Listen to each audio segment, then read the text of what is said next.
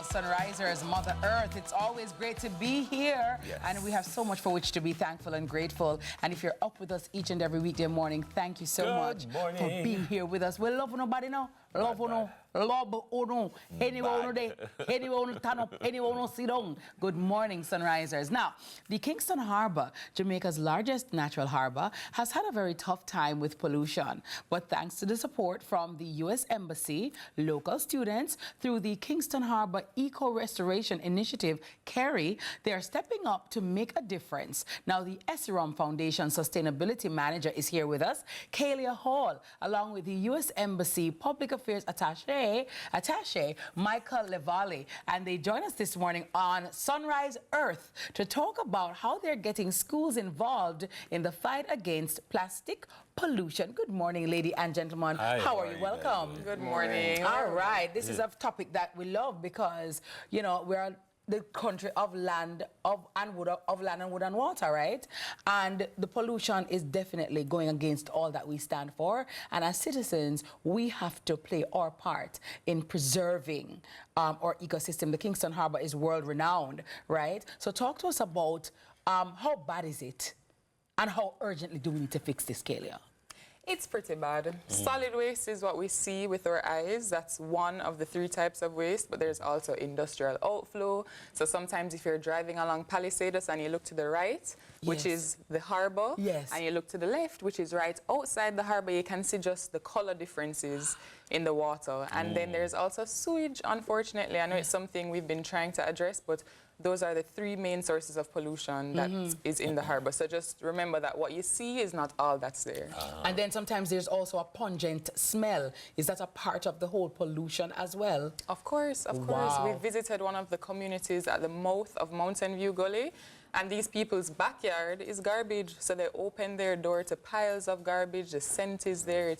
It's really not nice. It's a big, big problem. And there are many different stakeholders involved. Of course, the public has a role to play, but everybody has a role to play. Tell us about the ethos of KHERI and how it got started. So it was very simple. We're coming back from a work trip, driving along Palisados, and it was one of those mornings after it rains. I don't know if you've ever seen the harbour after it rains, but it's when all the garbage comes out and there's this thin layer that just covers the entire harbour as far as the eye can see.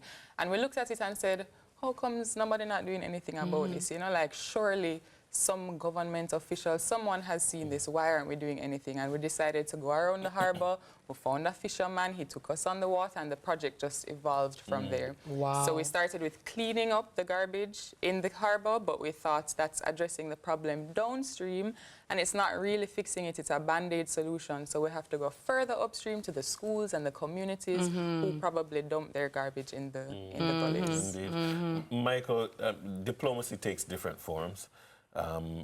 You could easily, the embassy could easily say, look, this is, you guys need to fix your problem. Yeah. We could work on other things that are mutually beneficial. Why does the U.S. Embassy say, no, this is something that we're going to take on? Because this is about our partnership with Jamaica. This is about helping you, helping us, helping the global community, right? This is not a U.S.-Jamaica issue. This is an issue that's an existential threat to the world. Yes. And working with the Esirom Foundation has been so easy because they're very forward-looking, they're creative, and the way they have been able to put together this program, the kids, the students, they relate to it, and they understand the importance of it, and that's how you get the message across, right? And that's how you make a difference. And for us, this is one of our primary goals in Jamaica, is to work to climate change, working on a sustainable environment. And so this project fit perfectly with our own goals. Talk to me, Khalia. What do we do next, or what's Esirom doing next, and how can we, our Sunrisers who are watching, be a part of it and be a part of the solution and not the pollution? See that? See that? That was good. That was good. Be a part of the solution and pollution. Oh my God! Oh my God! We hit the jackpot, Khalia. Yes. I might have to see you. It's a slogan. It's a slogan. If you see a reel come on,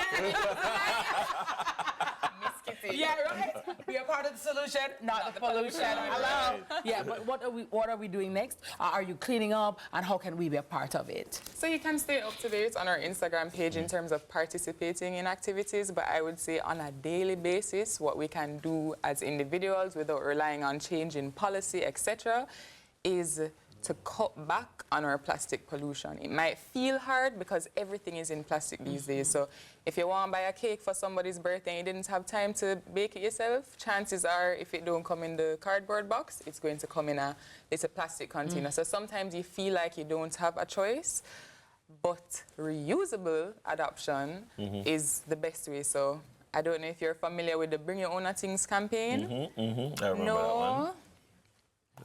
Yeah. When you go for lunch, carry your own fork. Every time you leave your house, carry your own water bottle. Yes, yes. It seems so simple, but it really adds up. If every single day you refuse those single-use plastic items, you really cut back on your single-use plastic consumption.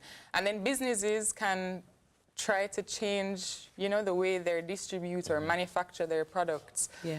If we all look for these alternatives, we'll have greater impact. I love it. Thanks for the initiative, though, and thanks for partnering with Esirom. I definitely think, you know, being a good corporate citizen and just helping, as you said, it's for all of us. You know, you guys are here, you live here. You know, we want to drive past the harbour and smell nice, you know, and it look good. And, you know, we can even stop out there and, you know, yeah, just relax. Yeah, just relax. So each one teach one, and I love that. Thank you so much for sharing. And we'll also do our part in advancing the welfare of the whole human race. Lovely. All right, that was Khalia Hall, Sustainability Manager at the Esirom Foundation, and Michael Lavallee, the Public Affairs Attaché at the U.S. Embassy. We're headed to a quick break, and then it's over to TK for your morning news.